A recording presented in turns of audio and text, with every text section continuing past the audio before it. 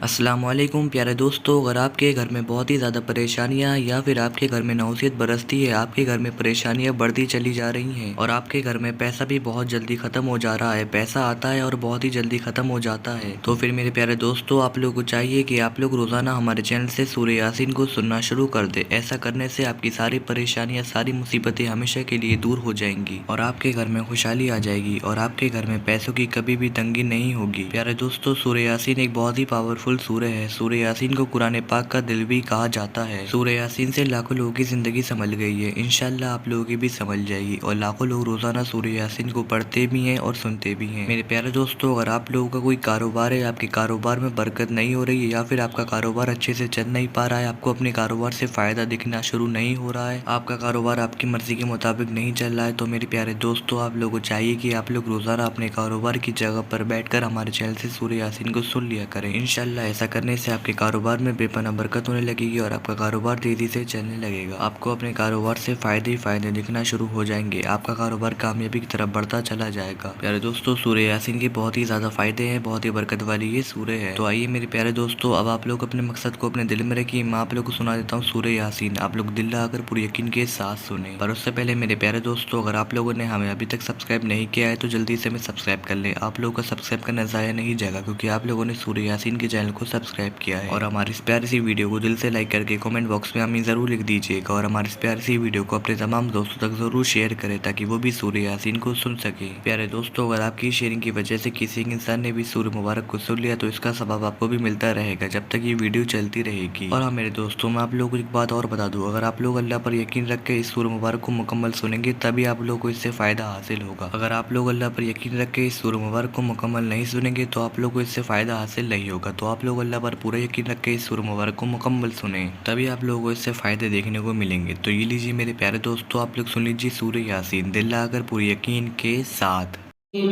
बिस्मिल्लाहिर्रहमानिर्रहीम। यासीन वल क़ुरआनिल हकीम इन्नका लमिनल मुरसलीन अला सिरातिम मुस्तक़ीम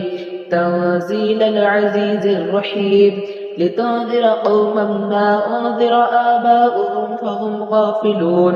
लक़द हक़्क़ल क़ौलु अला अक्तरिहिम फ़हुम ला युमिनून इन्ना जअलना फ़ी अअनाक़िहिम अग़लालन फ़हिय इलल अज़क़ानि फ़हुम मुक़महून वजअलना मिन बैनि ऐदीहिम सद्दन वमिन ख़ल्फ़िहिम सद्दन फ़अग़शयनाहुम फ़हुम ला युबसिरून वसवाअन अलैहिम अअन्ज़रतहुम अम लम तुन्ज़िरहुम ला युमिनून इन्नमा तुन्ज़िरु मन इत्तबअ अज़्ज़िक्र वख़शिय अर्रहमान बिलग़ैब फ़बश्शिरहु बिमग़फ़िरतिन वअज्रिन करीम इन्ना नहनु नुह्यिल मौता वनक्तुबु मा क़द्दमू वआथारहुम वकुल्ल शैइन अहसैनाहु फ़ी इमामिन मुबीन वضرب لهم مثلا أصحاب القرية إذ جاءها المرسلون إذ أرسلنا إليهم اثنين فكذبوهما فعززنا بثالث فقالوا إنا إليكم مرسلون قالوا ما أنتم إلا بشر مثلنا وما أنزل الرحمن من شيء إن أنتم إلا تكذبون قالوا ربنا يعلم إنا إليكم لمرسلون وما علينا إلا البلاغ المبين قالوا إنا تطيرنا بكم لئن لم تنتهوا لنرجمنكم وليمسنكم منا عذاب أليم قالوا طائركم معكم أئن ذكرتم بل أنتم قوم مسرفين وجاء من أقصى المدينة رجل يسعى قال يا قوم اتبعوا المرسلين اتبعوا من لا يسألكم أجرا وهم مهتدون وما لي لا أعبد الذي فطرني فإنه فطرني وإليه ترجعون أأتخذ من دونه آلهة إن يردني الرحمن لا تغني عني شفاعتهم شيئا ولا ينقذون إني إذا لفي ضلال مبين إني آمنت بربكم فاسمعون قيل ادخل الجنة قال يا ليت قومي يعلمون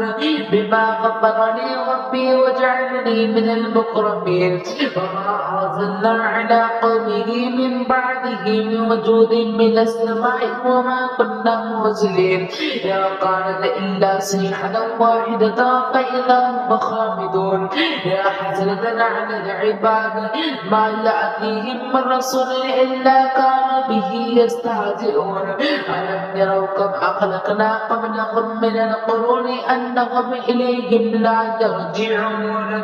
وإن كل لما جميع الذين محضرون وآية لهم الأرض الميتة أحييناها وأخرجنا منها حبا فمنه يأكلون وجعلنا فيها جنات من نخيل وأعناب وفجرنا فيها من العيون ليأكلوا من ثمره وما عملته أيديهم أفلا يشكرون سبحان الذي خلق الأزواج كلها مما تنبت الأرض ومن أنفسهم ومما يعلمون وآية لهم الليل نسلخ منه النهار فإذا هم مظلمون والشمس تجري لمستقر لها ذلك تقدير العزيز العليم والقمر قدرناه منازل حتى عاد كالعرجون القديم لا الشمس ينبغي لها أن تدرك القمر ولا الليل سابق النهار وكلنا في فلك يسبحون وآية لهم أنا حملنا ذريتهم في الفلك المشحون وخلقنا لهم من مثله ما يركبون وإن نشأ نغرقهم فلا صريخ لهم ولا هم يوقظون إلا رحمة منا ومتاعا إلى حين وإذا قيل لهم اتقوا ما بين أيديهم وما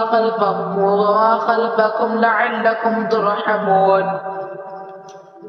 وما تأتيهم من آية من آيات ربهم إلا كانوا عنها معرضين وإذا قيل لهم أنفقوا مما رزقكم الله قال الذين كفروا للذين آمنوا أنطعم من لو يشاء الله أطعمه إن أنتم إلا في ضلال مبين ويقولون متى هذا الوعد إن كنتم صادقين ما ينظرون إلا صيحة واحدة تأخذهم وهم يخصمون فلا يستطيعون توصية ولا إلى أهلهم يرجعون ونفخ في الصور فإذا هم من الأجداث إلى ربهم يوصلون قالوا يا ويلنا من بعثنا من مرقدنا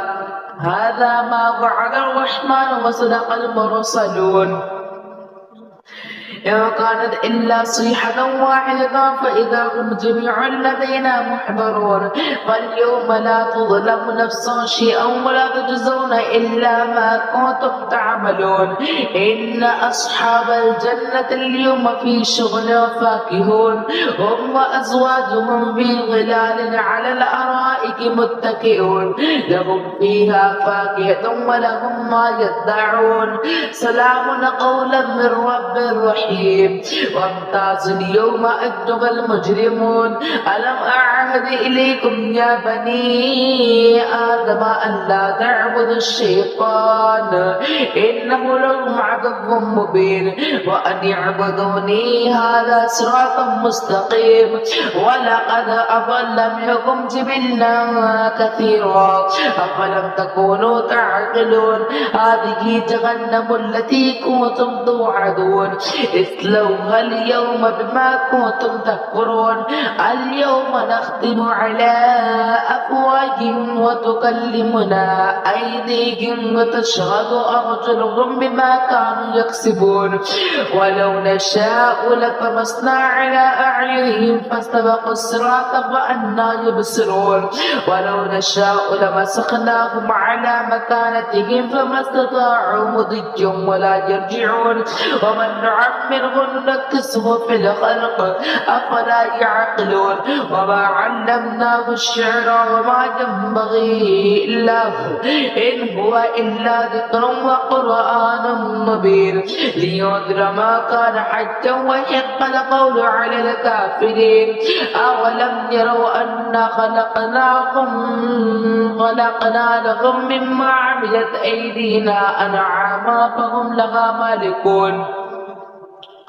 وذللناها لهم فمنها ركوبهم ومنها يأكلون ولهم فيها منافع ومشارب أفلا يشكرون واتخذوا من دون الله آلهة لعلهم ينصرون لا يستطيعون نصرهم وهم لهم جند محضرون فلا يحزنك قولهم إنا نعلم ما يسرون وما يعلنون أولم ير الإنسان أنا خلقناه من نطفة فإذا هو خصيم مبين وضرب لنا مثلا ونسي خلقه قال من يحيي العظام وهي رميم قل يحييها الذي أنشأها أول مرة وهو بكل خلق عليم الذي جعل لكم من الشجر الأخضر نارا فإذا أنتم منه توقدون أوليس الذي خلق السماوات والأرض بقادر على أن يخلق مثلهم بلى وهو الخلاق العليم